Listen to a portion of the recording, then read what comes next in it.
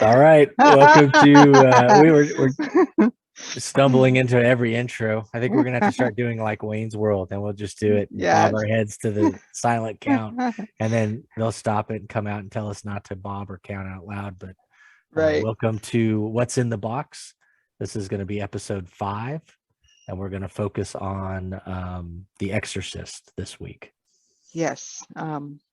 It's going to be an interesting episode. I'm really curious to hear your thoughts on this book. So, Yeah, I think it's going to be it's definitely going to be different than our first Clive Barker discussion. mhm. Yeah. So Yeah. So we'll go ahead and get into it. I always like to start off with, did you like the book? here's the funny thing. So this was the first time you read it, right? Correct. Yes. Okay, so I read this book in God, a long time ago. I can't even do the math. It was so long ago. I was probably about 11 the first time I read this, and probably the only time I read it. I don't think I remember ever rereading this book, and I remember it terrified me when I was 11. Of course, um, when I started reading this, I was thinking about halfway through that I did not like this book. But by the time I finished it, I was back on board and I really enjoyed it. But there are sections of this book that I would like to shoot into the sun Yeah. and never have to think about again. Yeah. I think we'll probably be in the same mindset because I'm pretty sure I'll agree with you because there were some sections as well. I mean, all in all, I liked it. Right. And if people ask me, what are your favorite books? Give me some examples. I always include William Peter Blatty's Legion, which is the sequel to Exorcist. Mhm. I love that book. And I haven't read it in probably 10, 15 years. Haven't reread it. And so now I'm kind of worried about doing that because I'm thinking, well, maybe something's happened. Yeah. But that book, I love that book. Exorcist 3 is one of my favorite movies. I'm a big fan. And when we went to this one, I was kind of having difficulty through the beginning. Yeah. Um, so the beginning, I'm reading it and I was like, what the hell? How is this like the number one bestseller shocker of the year as I'm reading off the cover of my book here? Well, Um, one, we have to think what else could have come out in 71. You know what I mean? How right, limited was the genre in 71? I mean, we don't even have Stephen King, right? right. So that's something we could deep dive into and kind of look at that as a funny way. But sorry, I didn't mean to interrupt, but I was just like, to me, that just stands out. Yeah, maybe it is the shocker. There's one book from 1971. Yeah. So it's Here's like, the what's horror going book on? of the year, people. So it's the shocker. Yeah. Um, but the beginning was very annoying because it starts off with a lot of Chris's like inner monologue, Yes. and I'm like, what is wrong with this woman? She's ridiculous. This character, and it, the inner monologue got better through, like, it kind of went away for her um, through the book, but her character stayed the same. She was just this, I mean, give the girl some Valium. Like, she could have used some Valium at the beginning of the book. Yeah, that's the thing I found the strangest. I wasn't sure if maybe it was because of the generation that we grew up in versus the generation that these people are, obviously portraying. Right. Um, because everything that she had a problem with, we had already answered, or I felt like we had an answer for in the 80s, at least medically. And the Right. way they acted about everything was driving me insane. I thought, yeah, this is insanity. But it also made me think of all of those really boring movies in the 70s that everybody tells you are great, that are just people talking and they're Hmm. going through the relationships and they're all neurotic and Yeah. they're all just, and a lot of times it's like, oh, it's a movie about two people talking about their Hmm. feelings, which at the time I guess would have been refreshing maybe Right. or eye-opening in the 70s. But I feel like especially by 2022 yeah, a lot of this stuff is nonsense. It's like Right. we could have figured this out half the length of time. Yeah. Um, but so then I had to take a step back and go okay, I was born in 75. So of course I would not have dealt with any of this stuff. But growing up in the 80s, we had a strong taste of the 70s with TV and all the stuff that we grew up watching, reruns and all that stuff. So we can put ourselves in those characters' shoes. She Yeah. kind of reminded me of that One Day at a Time lady. Hmm. So you kind of get that so you have to really take a step back, and you have to think of, what about, these are people that are just discovering psychology. They're Right. also a people that are a lot, they seem to be much freer with they're freer with recreational drugs, but they seem so much tighter with pharmaceuticals Right. in a way for treating stuff. And then also that point she had, spoiler alert, people, we will talk deep into about the books. We may tell you something you didn't know if you haven't read it, because I think I'm going to get into that right now. We always forget to do spoiler alert. I'm glad we remembered 10 minutes into this one this time. Maybe next time we'll actually get it at the beginning. She makes a point where she had a child that died because of a pharmacist or a doctor Yeah. not misdiagnosing, but mistreating with the medication.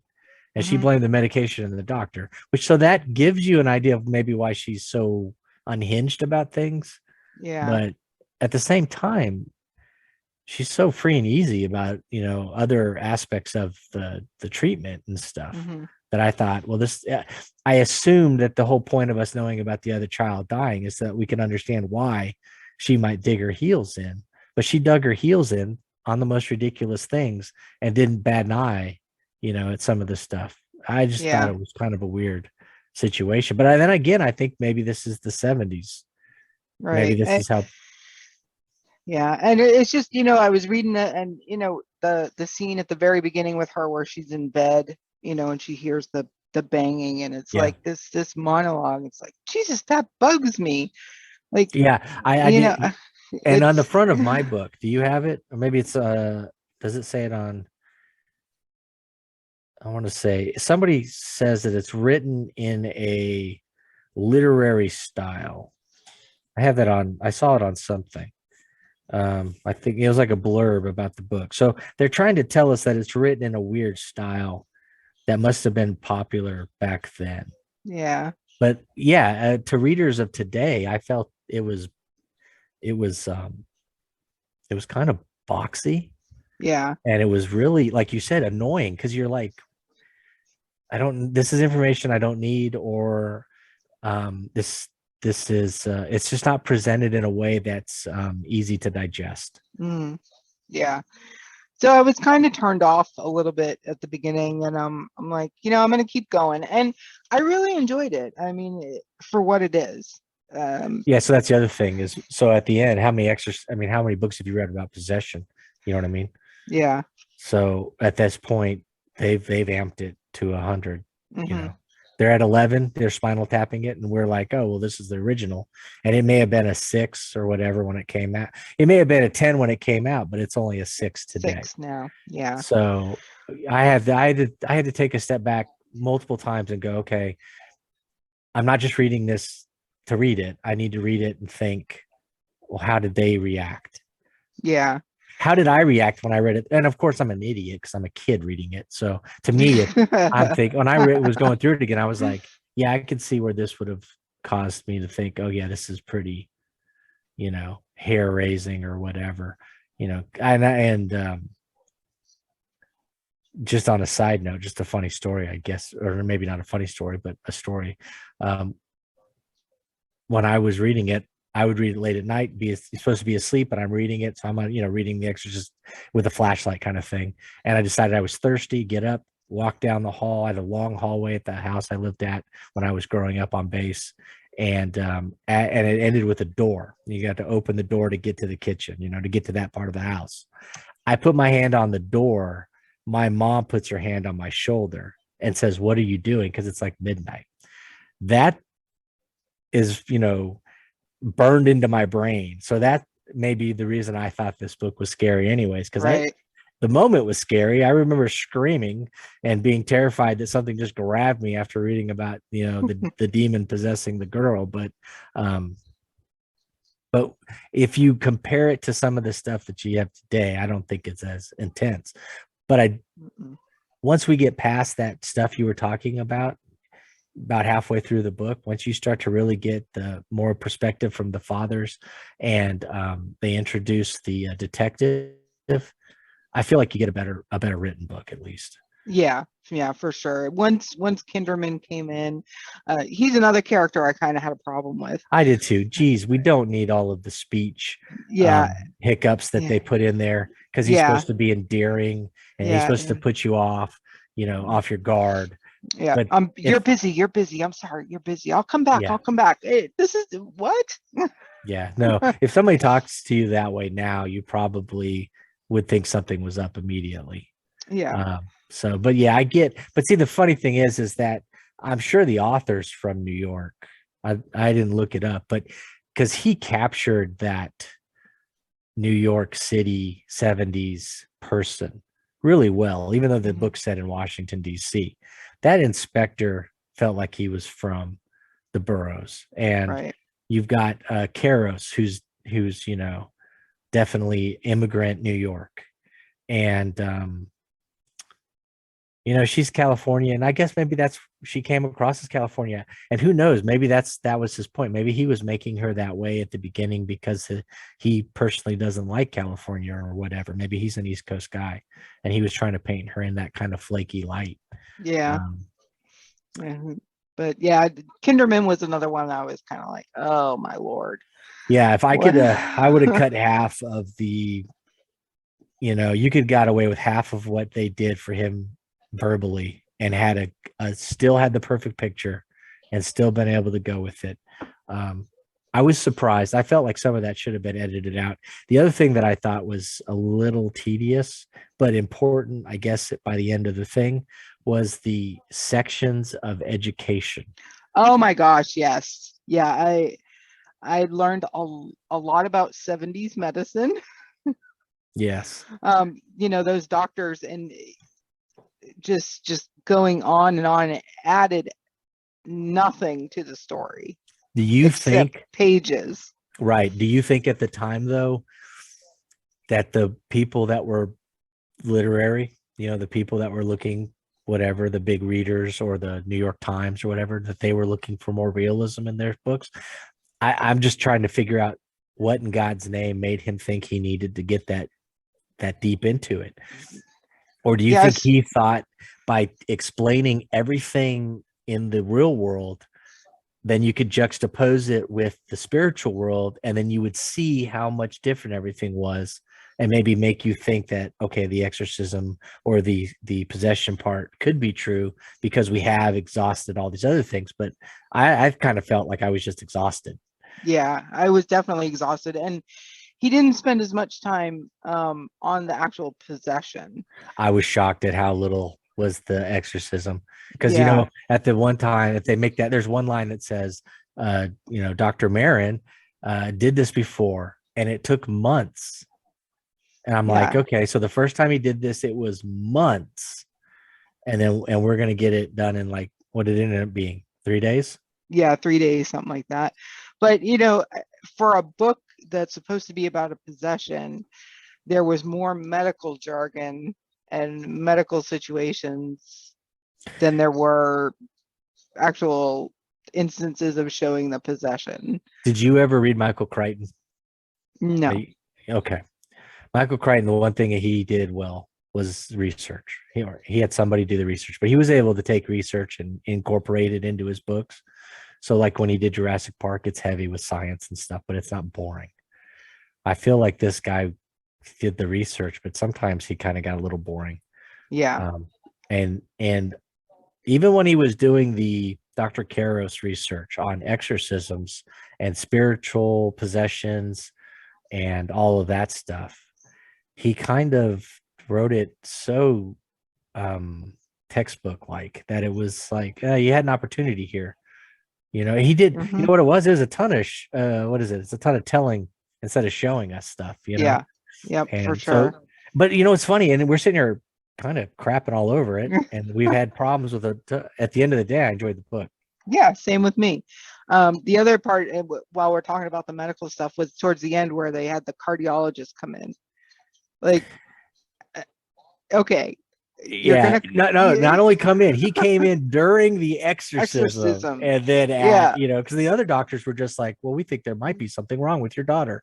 So yeah, they actually knew what was wrong at this point, and they still bring in a cardiologist. Yeah, yeah, and then what does he say? What's going on here? And then they're yeah. just like, yeah, don't worry about it. And that's Yeah, it. don't worry about it. She's just like this emaciated, tube-fed, strapped to the bed kid who Different smells color, isn't she? Like different color. gray. She's Yeah, gray or green. She's yeah, covered in wounds. She's diarrhea everywhere and vomiting on everything. vomiting. The room Yeah, stinks. It's like 100 degrees colder than it's supposed to be. And he yeah, comes in and he's like, well, she really just needs some sleep. yeah. And it's like, here's another just question. just sleep Not, it off. do you think, because sometimes it does affect me. I deal with doctors a lot because of my son's condition. Um, so sometimes when I'm in a book and I see them deep diving some of the medical stuff, that kind of just bothers me. Not bothers me, but you're trying to read to escape. You don't want to have everything that you're dealing with. Sometimes I wonder if that's my problem when I get into that. When they start getting into the medicines and breaking down all of we're going to try XYZ, XYZ, XYZ, and you can kind of see stuff being played out. I wonder if maybe they didn't do a lot of that in the 70s. And so it was interesting to people back then. But to Yeah, me, it feels like it's overplayed. yeah. It was definitely overplayed, and her being stupid. Like, she's like, I don't get it. I don't get it. I don't, Yeah, that seemed to be a device used to add a little more explanation, Yeah, just in case the reader didn't get it. Maybe that's what he was doing. I couldn't tell. Maybe he was, or it's his disdain for actors and actresses in California, because he did make her not the brightest character. yeah. But she wasn't superficial. She was very down to earth. Hmm. So it's not like she was vain. She didn't take advantage of people. She didn't use her status as a famous actress to get things. So it was this weird. So maybe he just did. Maybe he just thought she was dumb. I don't know. Maybe he needed her to be Yeah. dumb, or maybe he felt like maybe people in the early 70s didn't deal well with any of these kinds of situations. Well, I mean, not just exorcisms, but illnesses within the family or the children. All right. But again, she's already established. She's already had a child die because of an illness and a Yeah. misdiagnosis. You would think that she would be way more on the ball when it comes to the doctors. She Yep. allowed them to just go, she'd be like, well, I'm not sure. And they'd say, well, I really think. And then she'd be like, okay, well, then you just do whatever you want to do.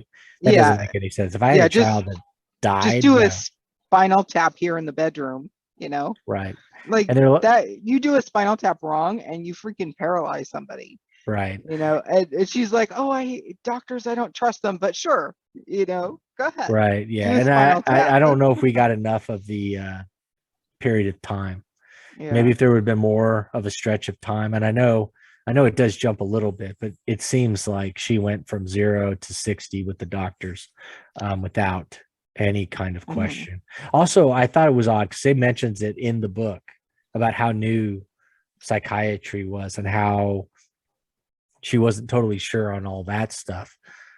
And to me, that feels like it would have been pretty heavy in the 70s, but I mean, this was 71, so maybe not.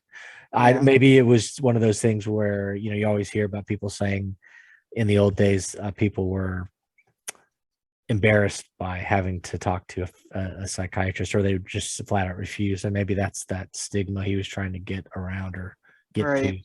Yeah, I agree. Another part that I was kind of like, what is the whole thing with Carl and Willie's daughter? Yeah. Yeah. That made no sense to me whatsoever. Like, I get that Carl was a suspect in That was Denning's death. I know the only reason it's there. It's just the writing device to prove the Exorcist thing. Yeah. Yeah. But you're right. It was, did you not? I found almost the entire investigation to be unnecessary. Yeah. Yeah. No, I don't know about unnecessary. I honestly, I think if that were a real policeman, I think that They would have had Reagan pulled out of that room. Yeah, and he wouldn't have been like, "Oh, she's sick. Okay, well, I'll come back later." Yeah, This is sometimes when I watch like the 18th, 19th century stuff, and then they have the cops show up and they'll be like, "Well, we're investigating this murder," and then somebody goes, "Well, we didn't do it, so get out of here," and they go, "Okay, that's cool," and they leave. That's kind yeah, of what it felt like. It didn't feel like mhm, real police work at all. And I yeah, get where he was trying to be this like schlub that was trying to build his case or whatever, but yeah, the way they wrote everything was so infuriating. yeah, and they the point where he took the scrapings of the paint from the bird, and he matched it to the paint in the off. Where was the Yeah, paint again? it was in the church where they In the desecrated church, the right? church, and And so the typewriter on the altar card was the same as the typewriter in their house. right. That was kind of like just extra. Like, So here's my if you're gonna make a big deal about finding these clues, then bring me to where those clues lead. yeah, and the only possible place it could lead to was Reagan. Right. So was there anything in your remembrance of the book where she got away from her mother? No. Because I can't think of a time either. Now they went on for a couple trips. They went to get ice cream, I think, but I don't remember any time where she misplaced the girl or the girl was away for a little bit. Yeah. So No. I was like, so we're supposed to believe that the girl did all of these desecrations. Can you hear that? Uh-huh. Dogs are going. Um, so yep, I'm just gonna keep going for a little while. They yeah, I just didn't get it because I mean all things pointed towards her of doing it, which I guess, Mhm. she could have snuck out in the middle of the night and done it. And we don't get any of that information, but it would have been nice if maybe they write in something about her feet being dirty or the window being open when it's not supposed to be, or something that made us think that that was the reason. Otherwise, you'd have to be like the detective and think that Carl did everything. Mhm. And I understood why. The only reason to include Carl's daughter was so that when Reagan was possessed, they know things they're not supposed to know, and she spurts out stuff about the guy's daughter. Right. Um, which no, even the mother didn't know that the daughter was still alive. So that's supposed to give her that. It's supposed to give us, I guess, as a reader, the idea that yeah, maybe she knows it. Did you not find it frustrating that the priest believed in telekinesis, telepathy, and ESP and any other kind of powers with the mind, but he did not believe in demon possession? Right. I thought that was the craziest part of the um, the back end of the book. Was like he'll be like, "Oh, well, maybe she's reading my mind. That's why she could speak Latin." Right. It's like She's normal people well, don't read minds. I mean, I hate to yeah. tell. I don't want to break. Yeah. It's like usually there's something there, like maybe a demon helping Yeah. her do this, or like he's all like, "Oh, she opened a drawer and slammed it. I saw it happen," and I'm like, "Oh well, Yeah. she's just got that power." I'm And like, he fought it, and he like, it's not possession. It's not possession. And then all of a sudden he saw some writing on her skin, and oh, she's yeah. possessed. And I thought, and that to me, that's a very cool device. And I want to see I don't remember how they do it. I haven't seen Exorcist. I think I saw it when the movie was 20 years old and they re-released it in theaters. Yeah. I think that's the last time I saw it because I went to the theater. I wanted to see the new scenes they put in there. So it's been a while. So I don't know for sure, but I'd like to see how they handle that scene because I thought it was a cool idea to have help me appear on her skin while she's still strapped in. So that it's not her doing it on the outside and letting it come true. Because even that was it. They're like letters are appearing on her skin, but we think she's doing it just by writing on her own. No, that's not how that works. Yeah. But That is not how the that fact that works. the fact that scientists, that's always thing that always gets me sometimes with science, is that we want to test all this stuff and they'll have the evidence in front of them, and then instead of accepting the evidence they'll pivot and they'll be like, but it could be this 1 in 100 millionth chance of this other thing. or Yeah. it could be this thing we've seen over and over again with this girl. But we're not gonna, focus on that. We're gonna go look at this other thing and tell you that, oh, she could do it because she's got powers of telekinesis. It's just, I thought that was the weirdest thing. The other thing is he kept telling her this is going to take forever. I Hmm. got to convince the church. It took like 3 sentences, and he convinced Yeah. the church. I was Yeah. like, okay, that I said that seemed a little quick. Hmm. And Yeah, then the medium there, I forget what her name is. I didn't write it down. yeah. She comes to the party with the To the dinner family, party. the dinner Yeah. party with everybody, And she and she's randomly brings her young son. amazing. Been dead quiet for 4 episodes, and it is just That's all right. creatures of the Background night. noise, creatures of the night. But I was like, give me more of this. Give me more of this. Yeah, yeah. He knows what's going on. And I'm sorry, but like she knows, like it was almost like she knew that Reagan was possessed that night when she was at the dinner party, but she didn't say anything. Did she not mention though that the house itself has a history of like hauntings or something? She's like, I've been to this house before. Somebody else used to own it, Yeah. and then she was like, I can't get over the dogs. Then she made it sound like there was an issue there. You're right. If we could have got 150 pages of that Hmm. instead of the medical jargon, I think the book would have been that much better. It would have been Right. interesting to see how she not only interacted with Reagan and the house and the demon, but then again, how that builds on Chris's reactions to everything. Yeah. I think That's there was not enough demon. yeah. There was just not enough demon for Do me. you feel like the demon, not enough demon though, equals the same as with Jaws when the movie came out and there wasn't a lot of the shark because they knew if you saw the shark too much up close, you wouldn't be as scared because the mechanical shark was kind of goofy. So I'm wondering if the writer thought, if I give them too much of the demon, then it'll be tedious or it'll be commonplace. Well, And I then think the it's reader because doesn't of get the to year that it was written. it. Could be. It could be. Now he's Catholic. The writer's Catholic. Yeah. And if you read Legion, it's more about him struggling with his faith than it is, anything else. I mean, it still deals with the possession and a serial killer and all that great stuff, and it has a lot of the same characters as Exorcist does. But it's him looking at his faith as a Catholic, and as I'm reading this, I thought you could see cracks in his faith through the characters Yeah. because Through. every Hmm. single father that they introduce, except for maybe the head honchos, are all struggling with their faith.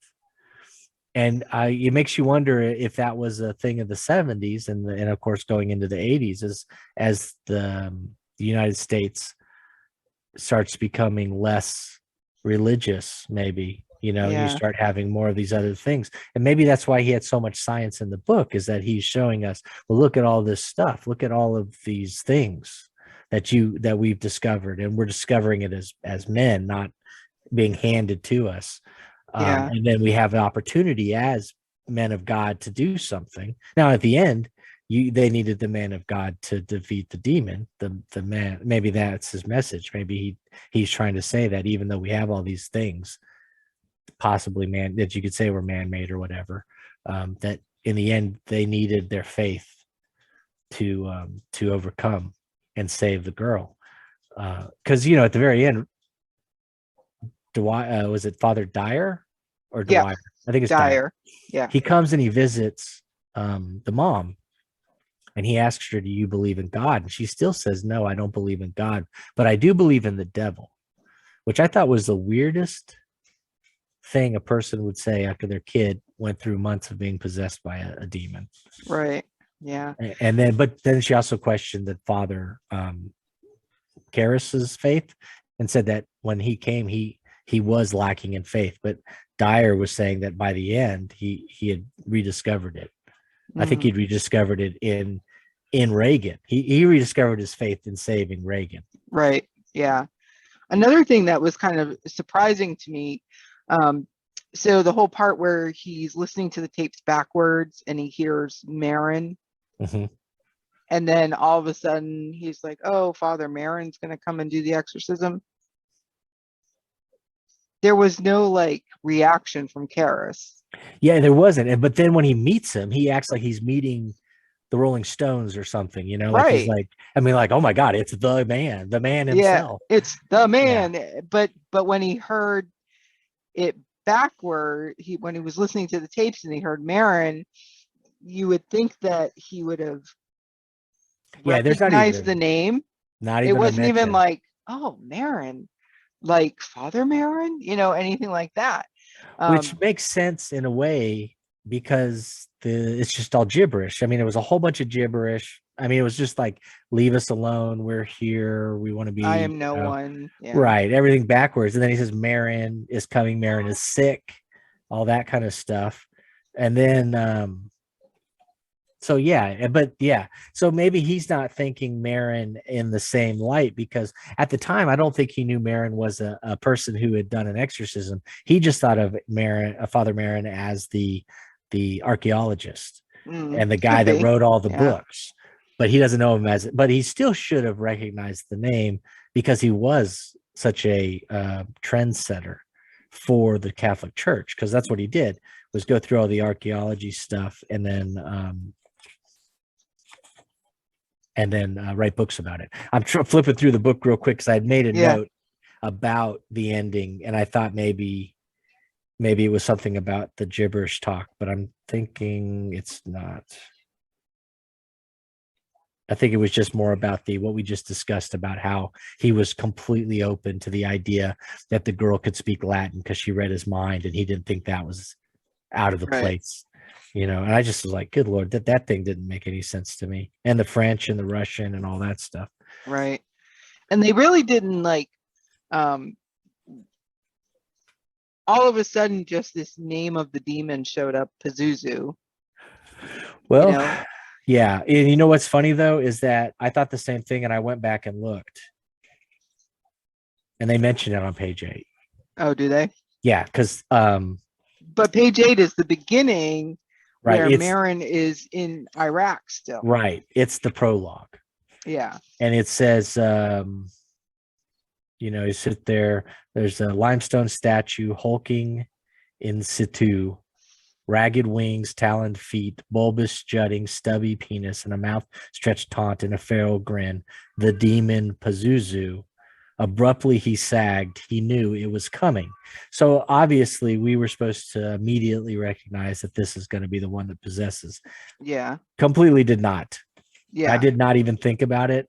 In fact, I thought the prologue was kind of unnecessary until I finished the book, and then I'm like, okay, I get it. But at the Yeah. time I read it, I thought, and I don't know why, because it makes sense. Like I said, by the end of the book, I was like, oh, that makes sense. But if I hadn't gone back and looked, I wouldn't Hmm. have known that they repeated that he had said the name at the beginning. Yeah. I thought the whole Father Marin part is kind of mishandled. They introduce him right away. They give us an idea that he recognizes the demon in the thing and he's leaving. But the way he's leaving doesn't even feel like he's leaving to get ready for an exorcism. It felt more like he was leaving because he was told he had to go back to the States or whatever. Like it was his Right. gig was up. And then we don't see him again for what, 300 pages? Yeah. And then you don't even think about it by that time. Maybe that's part of what he was trying to get to. But yeah, I'm with you. More demon information, maybe from the earlier stuff. That would have been interesting. Some Hmm. of the backstory with the first battle. Yeah. We definitely, And yeah. they could have tied that in with the lady, the seance lady. They could have tied all that together, and then you could have got 150, 200 pages of that with her, flashing back or coming up with feelings or emotions and reading the demon from the girl. Don't you think that if you knew a medium and you thought your kid was possessed, you would have had her in the room at least Right. once? Now, Hmm. I know later they said she was out of town, but she wasn't out of town this whole time because this takes place over 6, Couple 7 months. months. Yeah. Another thing, I would have liked to have seen more or gotten more explanation on how Reagan became possessed. Like, I will. how did this happen? Like, I think it's the Ouija board. yeah, yeah, but I don't know. I think they had that one line where it says, or maybe it's something I've read somewhere else. You know, when you use a Ouija board, you open yourself up to a different world. The Yeah. potential is there, and I think in the 70s, because like I mentioned it to my wife, and she's like, "Oh yeah, no, we used to play with the Ouija board all the time." And I'm just like, "Are you insane?" Yeah. I get it, but at the same time, why would you even? It's like, no, we go swimming with the sharks all the time. I was shocked when it attacked me, but yeah. So I was thinking, and I remember in the mid 80s, people that had Ouija boards with their Monopoly games and stuff. You know, they just stacked Oh up. yeah. You're Yeah. gonna play Monopoly, or are we gonna pull out the Ouija board and have a good time and scare each Yeah. other? What's But that saying? You have to be um 18 to join the army, but you can be 12 to summon a demon. right, yeah. The And Ouija board. so and I think 70s height, early 70s, that was the height of the satanic scare, and everybody thinking that the Satanists were coming for children and demons, you know, the devils were coming out and stuff. So maybe that's why he included the Ouija board, because for him at the time, maybe that was the easiest way to explain how she gets possessed, Yeah. because she introduced, or she allowed the demon into her, you know, first as the Ouija board, and then I guess obviously, like you said, but then we get back to your point. We needed some more of the Ouija board activity. We needed more point of view of Reagan. Right. And how long had she been playing with the Ouija board? Right. That would have been an interesting thing. Because Yeah, well, because they we only saw the Ouija board twice. 2 times, but she said she'd been playing with it at night, when she, or during the day when she was by herself down there. But then we need to know, is the Ouija board the same Ouija board they brought from their house in California because she was there doing a movie, or is this something that was in the house that she discovered? Because Right. then if that's the case, then she'd only been playing with it for like a week or two, because they'd only been there for a short period of time for that movie. Right. So, but yeah, if we would, and I don't think we got any Reagan point of view. No. No Reagan point of view at all. That could simply be a reflection of the writer not being comfortable writing 10-year-old, 12-year-old girl. You know, Yeah. maybe he didn't feel comfortable doing that, and so he just didn't get to it. Or maybe he thought the same thing with the demon. If I show too much, then it loses the terror. Because I mean, really, the terror of the book is focused on the mother and what she's going through while her daughter slowly falls into this demonic possessed state. Yeah. Um, I think I maybe he was just not wanting to write from the point of view of the demon. yeah, I think so too. I could see that easily. You know, especially if he was Catholic, and you know, having issues with his faith. Plus, if he writes from the point of the view of the demon, he's got to open up a whole can of worms that I think would have added way too much to the book itself. So, is he willing to cut out the other stuff to add to the demon side of the story? Because if you really start focusing, I mean, just the idea of all the things that you would have to do if you were going to dip your toes into the demon's mind to figure out exactly what's going on and all that. I feel like that would have overwhelmed the story, and I think it would have taken the focus away from the actual idea of the exorcism. Right. You know, in this case, he gave us the demon and all the terribleness without any real backstory, just to be a straight up villain. You know, Mm-hmm. if we start, and I can't imagine you would, but if you start looking into the mind of the villain, and you start sympathizing with him, or the creature, and he doesn't want that at all, right? He wants the creature 100%. The demon is 100% the bad guy in the story, at least in his eyes. Yeah. That's how I would see it if I was looking at it that way. I also agree with you, though. I don't think he wanted to dive in there yet. I don't think he was ready to dive in there at that point. I think he was around the edges. I think this is more, I almost want to say it's more of a book about religion versus science than it is about an actual demon. Yeah. Possession. Oh yeah, absolutely. You know, just less mumbo jumbo from the doctors would have been much nicer. I totally agree. I totally agree. I I mean, it didn't ruin the book for me because, like I No. said, I enjoyed it. I read it in like 3 nights. Yeah. I read it pretty quickly. And I was surprised too because it's what, 400 pages? Yeah. Yeah, I But read it pretty quickly myself. I was really surprised because lately I've been struggling and I've been working on, you know, plug here, 1978 for Don, Texas. So my focus has been on that, and so I didn't think I was going to get this done in time. But every time I sat down, I would go through huge chunks. It flowed well, even yeah. the parts that I had been complaining about dragging. It still moved pretty Hmm. well. So he's a good writer. Um, Yeah, and I'll definitely read Legion oh, because I have that on my shelf. I You can't know. wait. I want us. I would love for us to do Legion in after we get done with some more Yeah. nonsense. I would love for us to do a Legion jump in, maybe 2023.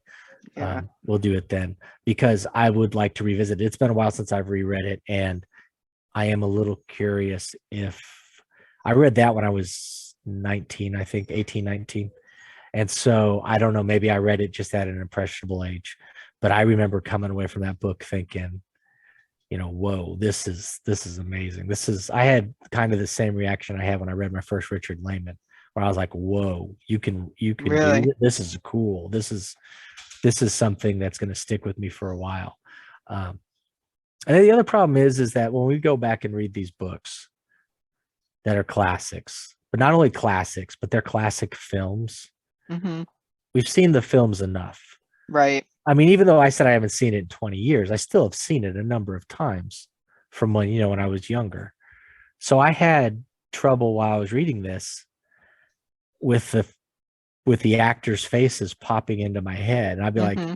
okay, Father Karras was that guy, and Father Dyer is this guy. And then I don't know who you saw with Kinderman. Isn't that the name of Yeah, Kinderman is is the the lieutenant, detective? the detective. Yeah. He's one of the main characters in Legion. And in the movie Exorcist 3, it's George C. Scott. And so that's who I saw him the whole time.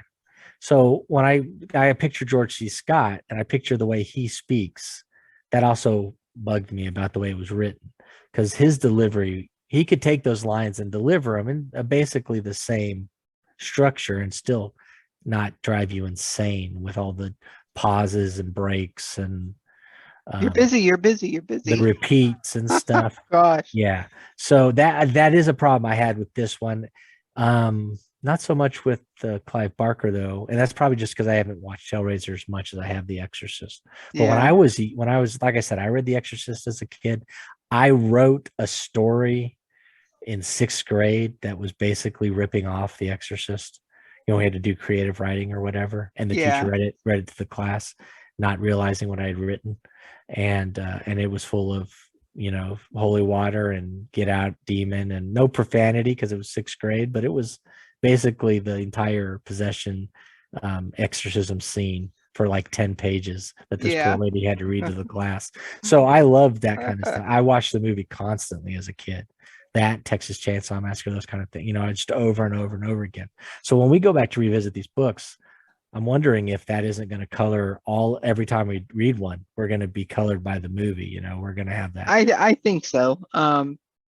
Unfortunately, and I really, really, really had wished that I had been old enough to read this when it first came out. I wasn't even born. We weren't born when it first came out. Because I think it would have been scarier. I was not terrified in the least by this book. As I had said, there was not enough demon for me. Yeah. Um, I don't know how it could be the shocker of the year. I can tell you that. Yeah. Because I know people who were alive at that time and there just wasn't stuff like that. And most of the shocker of the year though, I mean, I know the book itself was a shocker, but most of the stuff then was, I think, what Daniel Steele, Mm-hmm. romance kind of things. They didn't have books like the it was more like Ordinary People, those kind of books than it was The Yeah. Exorcist. It's just like Clockwork Orange when it came out and stuff. But I know when we discussed the movie, like I know people that went and saw it in the theater when it came out, and the way it was treated and stuff, you would have thought it was they were going to watch a snuff film or something. Yeah, I'm sure. I'm But sure. I can get it. I guess when we look back, we have to remember that, or I have to think about it. Like today, there's so much stuff that's out there then that we're almost desensitized to it. But there was no internet, none of that stuff, right, in the 70s. Right. So when this came out, there are probably millions of people that had no idea about anything to do with exorcisms or possessions or anything like that. It probably Mhm. terrified them, which is why I think that that whole run in the 70s of people thinking Satanists were trying to kill people and stuff, and cults were starting. I think that's why that took, had legs, and why people were actually scared of that kind of stuff in the 70s Yeah. was because And they were slowly starting to get more information out to people. right. So, but yeah, But I'm yeah, with you. If you look at it today's stuff, man, and it wasn't scary. yeah. I really wish I would have been able to see it, read it, not have seen the movie, of course, and when it first came out and it being in that era, um, to be able to get, I guess, the full effect. I'm not saying that it couldn't scare anybody, because those people who read it, my mother will not read this book. I read a thing where a guy, as I guess it's a joke or something, but a guy was like, he knew somebody who was reading The Exorcist, and they said it was terrifying and terrible, and they threw it into the ocean because they were at holiday out at the beach. And so a guy went and bought a copy, and he dumps it in some water, and he puts it on his nightstand. Yeah. So there are people that, yeah, definitely think of it as a terrifying experience. And I wonder if you were super religious one way or another, especially Catholic, Mm-hmm. would it have a bigger effect on you even today? It just Yeah. depends on how isolated you are from everything else. But I mean, if we were to go and look, I bet you we could find 25 possession movies that came out since The Exorcist that are scarier than The Exorcist, way more Oh, for graphic. sure. Yeah. And so I think we're slightly desensitized to the whole thing. But I thought overall, I enjoyed the book. I did. Mm-hmm. I did enjoy it. I thought it was a good read. It's Mm-hmm. a great launching point for the next one when we do dive into Legion. Yeah, and it like we said, it went by really fast. Like, it was annoying in the beginning, and then once, I'm not going to say things got started, because I don't think things actually got started until like maybe a third of the way book, 3/4 of the way through. Right. It went really fast. I found myself, like you said, reading big chunks of it. And Now here's a question for you. Today, a lot of times you'll see on the internet or on Facebook or something, somebody will jump on and they'll say, "Hey, I'm reading this book and I'm having trouble. Is it worth to continue?" Do you feel like this is a situation where a lot of people might give up before they get to the part where you feel like it starts to take off? Do you think that the people readers today, do you think they have the fortitude to sit through and get through that section? I don't think so. Because there's a lot of stuff out there that takes off right from the beginning and, right to the end. I think and it's a long book. It's 400 pages. I think novellas are very popular these days. People are busy, but they want to keep up with their reading, so they do a novella, and um, are able to accomplish reading a full book, but it's shorter pages. It's 200, 150, 200 pages. So I don't know. I think they'd have to restructure it if they were Yeah, going to do that. They need something that grabs the attention of the reader. yeah. So you know what, like you said, they need the medium. Maybe they have some more of that. Maybe they do more with Reagan and the Ouija board. Mm-hmm. Maybe they give us more Father Marin, but they'd have to do something. Oh, you know what they could have done? They could have done, if they're going to introduce the inspector or the detective and all the stuff, they could have gone into more depth with the desecration stuff. Right. Maybe got your attention with that. But I know that the whole point of this book is that we're watching this lady and her kid, but I don't know. I'm with you. I don't know if people would push through it. I'm not even sure I would tell somebody to push through it. You Yeah. know what I mean? I never tell people to push through a book, even if I think it's the most fantastic book in the world. And the reason why, I see it all the time on Facebook. Oh, this book X is like so dragging. I just can't get into it. The only person who can answer the question of should I push through the book is the person reading the book. 99% of those, they're not trying to tell you, they're not asking you, they're letting you know that they think the book that everybody else loves is garbage. And they Yeah. don't want to come out and say, hey, this book is garbage. So Yeah. they're saying, oh, I'm having trouble getting through it. Yeah, no, we got you loud and clear. So Yeah. yeah, I'm with you too. I don't ever really say anything, but what I would say, and I won't know until I won't rewatch it, and we'll discuss it next week. But I have a feeling this is one where we can tell them watch the movie, and you'll Yeah. be satisfied. Yeah. Um, Do they but have yeah, I mean, Cliff's notes? right. We need some cliff notes for this one. Now, one thing that I found interesting was the Damien, Karras's first name, and they were talking about that because it made me think of The Omen, and that's not one we don't have that on the list, but I'm wondering if maybe we want to add it to the list with this Yeah, I think so. little So. subset we're doing, because after we finished The Exorcist, we were going to go into Rosemary's Baby, I think, Yes. or were we going to? Okay, was that one? So Mhm. maybe we throw the Omen on the end of that and see how it stands up to these, because I feel like all four of these books, well, not the Clive Barker one, but so what are we doing? We're doing The Exorcist. Oh, Amityville Horror's next. Yes. Amityville Horror, Yes. Rosemary's Baby, and then let's throw the Omen on there, and then I think we'll get a very good idea of what people were thinking about in the 70s to early 80s on possession / demon, whatever. Yeah. Did you want to go over the covers, or do we want to Yeah. skip that for this? Yeah, this week? definitely. No, let's look at the covers because they're Now, normally what we're going to do is we're going to show you 5 covers and say, okay, well, did any of these covers jump out and make me think I want to buy this book? But I have a feeling that none of these covers are going to do that. Yeah. I don't think so either. This is what I have. This is the cover I have. And I think this was the original cover, right? Yeah, but like you had said earlier, it's not purple. It's like a brown cover. Yeah, but I think it's just that picture made larger. Yeah. But I don't understand why it looks like an ultrasound. That's what I was just kind of thinking too. Is it supposed to be like the demon's face inside of her or something? Yeah. I can't even make out what it is. Right. Really. So I would not. I think this book is going on the weight of the name, because it's a name. It tells you what's going on and the history of the movie. Yeah. But if I saw that on a shelf, I probably am not thinking I need to pick this up immediately. Yeah. Yeah. Me neither. Now this is the version I have because I just got it on the internet, and it's just as boring and I don't know. Yeah. I mean, she's not even doing anything. Yeah. It's just a girl.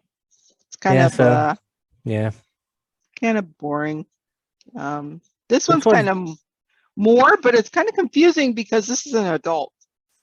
Right. And I mean, it looks like an adult to me. Yeah, and I don't know if that's what they're trying to get to. Like they're saying, well, it's the girl, but you're seeing the demon, so the demon's aging her.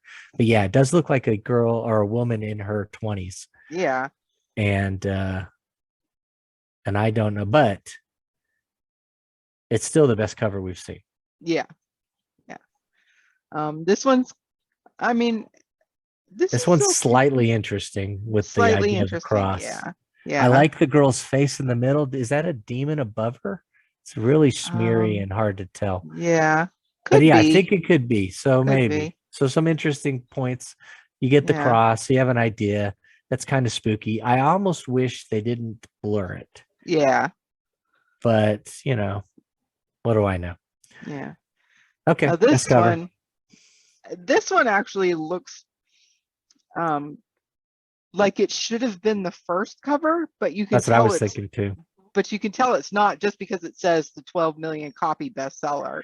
I swear that's the movie poster. So I'm thinking they had to have, like they always do. Whenever a book gets made to a movie, then every copy of that book is now the movie cover. I have a feeling that's what they did here. Yeah, and notice though it says the great suspense masterpiece. You know what? I would probably agree with that more than I would agree with somebody telling me it was the most terrifying thing ever Yeah.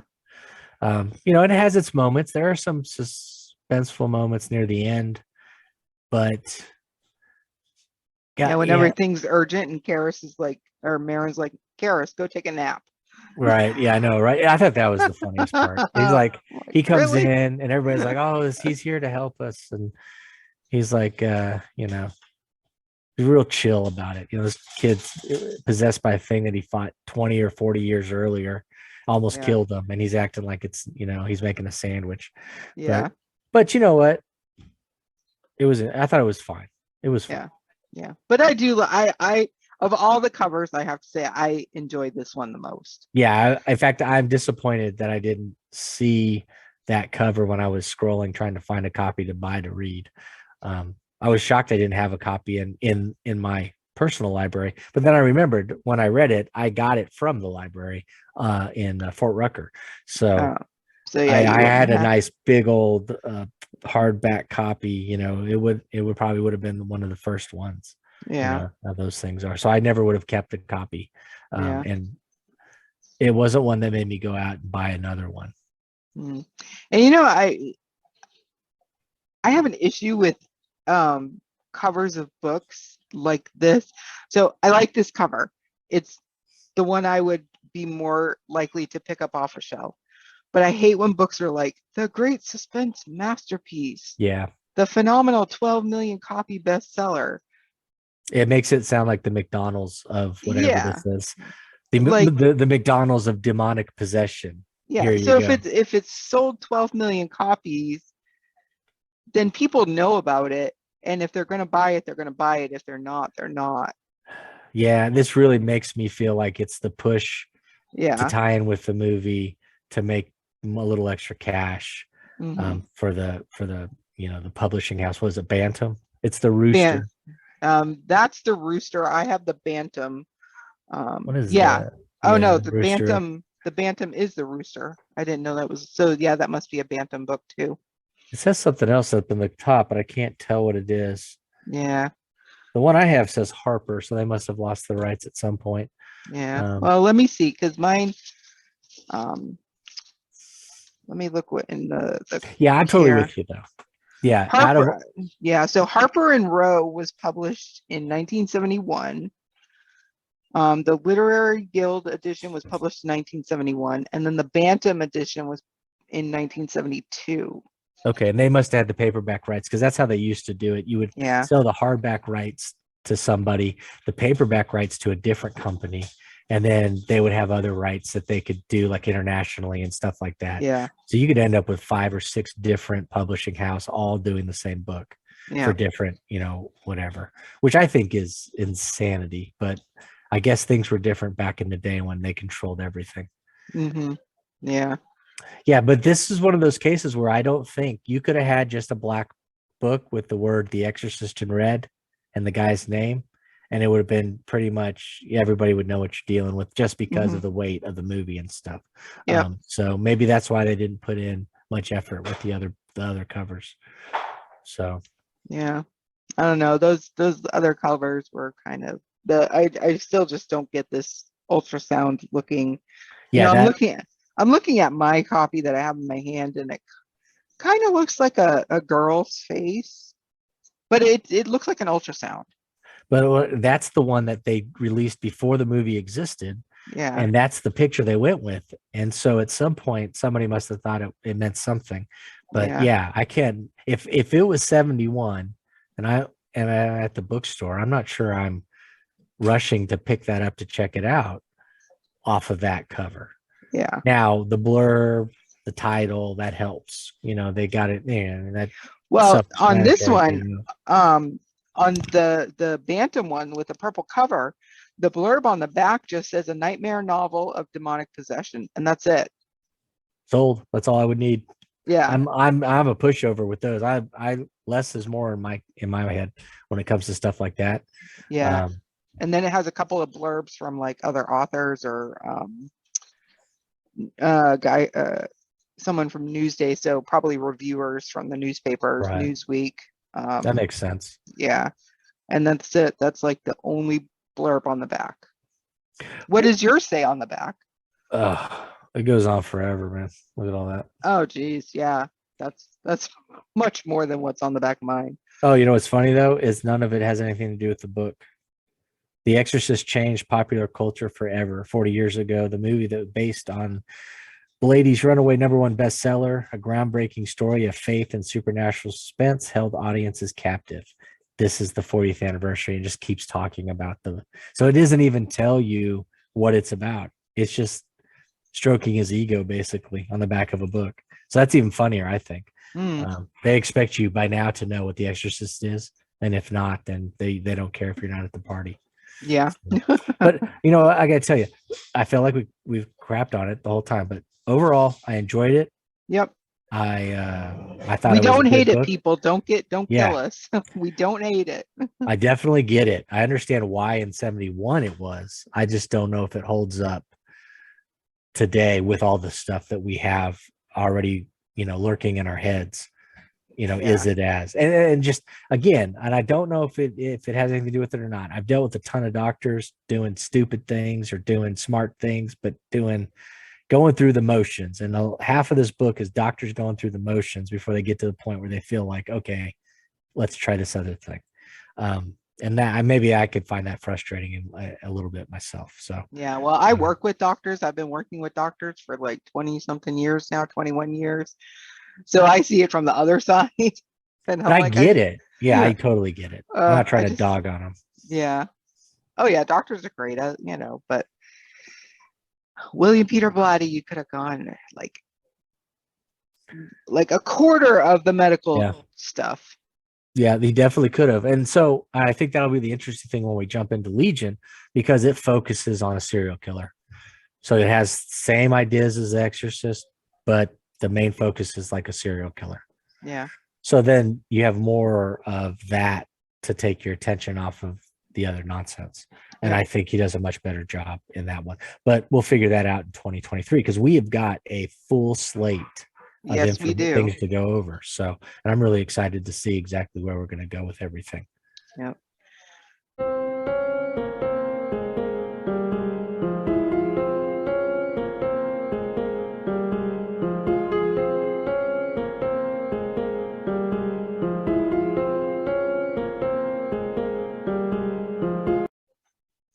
All right, so we've beaten down The Exorcist enough. It's time to get into the not Stephen King book of the week. And my pick for the book of the week is Steam by J.B. Laws. Oh, can you pull it back just a hair? Okay. Okay. Now I was wondering. Okay. Now I get it. I get where this team's going. Okay. Yeah. So it looks like erotica, but it definitely is not. I just happened upon this book in the Books of Horror group. Somebody posted it that they really were interested in this book. And because I was compiling a list of books to read for Pride Month, it sounded interesting. So I picked it up, and it takes place in 1985 San Francisco. And it's basically something is in the fog and it's hunting the gay men of San Francisco. There is a pretty graphic suicide scene at the very beginning of the book, just in case anybody decides they want to pick this up. But it was really great. The creature in the book, I'm not even sure if it's supposed to be a vampire or something else. At first I was like, oh, it's a vampire, like 100% this is a vampire book. But then as the book went on, I'm like, I'm not so sure anymore. So basically there's a couple of story arcs. There is an author who starts writing these pages of his book or his stories, and he ends up dreaming of the people that he's writing about. And then one of the other characters is an artist, and he starts drawing the author. Okay. And so then there's like this psychic that comes into the storyline. She's got this mystical object that her son acquired for her. And it's supposed to be the key to defeating this entity. It's really interesting. The main character, the author, he moved from New York back to San Francisco because he jumped off a building, and he was still healing from breaking pretty much every bone in his body, and he survived. It's a very, very interesting book. The author actually died of HIV, and of course, this was taking place back in 1985. So it was the height of the AIDS epidemic. So that really plays a part in it. The demon, the monster, seduces these men into coming to him by playing disco, because the 70s and the disco era was free for gay men. They didn't have to worry about AIDS. Sure. You know, back Well, I then. think that was for everybody in the 70s. You had that, Yeah. that last 75 through 78. You had that really open culture of sex and drugs and everything. Yeah. Well, this is a really great book. I'm really glad that I found it. You can get it on Amazon. It has a different cover. This is the original cover. I got this on. When did he write it? You said it's set in 85, but do you know when he wrote it? I think it was written in 1991. 1991 Okay. was when That it was cover, written. it reminds me of the classic, like the Sword and the Sorcerer kind of books that you would get, those really cool painted covers. Yeah. It looks like that. It looks really cool. And 91, so he still probably has most everything fresh in his head from whatever it is that he's trying to, whatever his end game is with the story. It almost is it over the top violent? It is not. It is not. It's not so over it the almost top. feels more like a fantasy horror, maybe a dark. Yeah, there is fantasy. a lot of sex in it.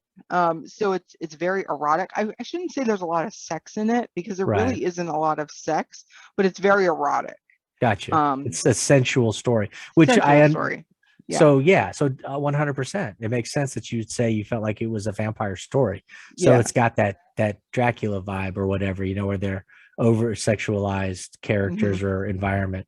Yeah, that sounds cool. And I love that cover. So it's a different cover on Amazon though? Yeah, because they his brother actually re-released all the books. Okay, he has 2 books. The other one I think is called The Unmade or the something, but they re-released them with new covers, and I was actually lucky to find this one. I think I got it on, it doesn't have the first book sticker, so I probably got it on Abe Books.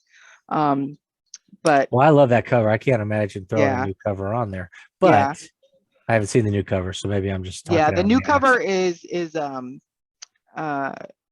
it's very dark. It's like all black and white. Well, do you know when if he re-released it recently? I'm against a lot of what they release as covers nowadays. I mean, not in the indie world, because in the indie world, I love all these covers, and the most of them are a breath of fresh air. But when you go to what the big publishers are putting out, they all look the exact same, and they all have the exact same vibe. And so I wonder if that's what his brother did. If he kind of found somebody that told him he needed to do cookie cutter. In my mind, that cover is the cover that sells this book. That cover is amazing. The cover for the other one, his other book, is just the original cover is in this style as well. And I've been trying to find a copy of it with that cover, but I'm just not having any luck. So if I really want to read it, I'm either going to have to wait until I can find a copy or just buy the new copy off of Amazon, which sometimes that's disappointing. Well, keep your fingers crossed. Somebody might come across it, tell you about it. That's really cool. So we'll put the links every time we do a book of the week. We're going to put the link below so you can go find a copy yourself. You may not get the cool cover, but you'll at least be able to find the copy. And then any other information, there'll always be links below on the YouTube page. And you can always email us if you'd like. If there's a book that you would like us to feature on the Not Stephen King Book of the Week, and that is whatsintheboxhorror@gmail.com. And so what we're looking for are obviously not Stephen King books, but also books that aren't incredibly popular. And by popular, we're not saying good or not good or whatever, but maybe somebody that you think put out a book that's a wonderful book that nobody ever talks about. And that's what we want to focus on, our books that people aren't talking about. And so you can find something new, and that maybe we can rediscover something that we loved when we read it, whenever we came across it. So Yeah, and it doesn't have to be a new book. It can be an older book, like yeah. the one I just featured was from 91. So it If doesn't have to. and if it is a new book, that's fine too. You know, Yeah. throw us a bone. Let us see what you're interested in. But we Yeah. don't want, you don't send us Phantoms, you know, by Yeah. Dean Koontz or whatever, you know. Or it, or Yeah, we don't want Anne Rice. We yeah, don't no, need Joe Hill. no. We're looking for stuff that maybe that either slipped under the indie market, or something that you think was really popular 20, 30 years ago, but nobody talks about it now. That's what we're looking for. So, and I'm excited to see people's suggestions and to continue to throw our suggestions out there, because I know I have a stack of stuff out here that I'd love to share. Yeah. All right. Well, thank you for joining us, and we will see you next to find out what's in the box. Take it easy.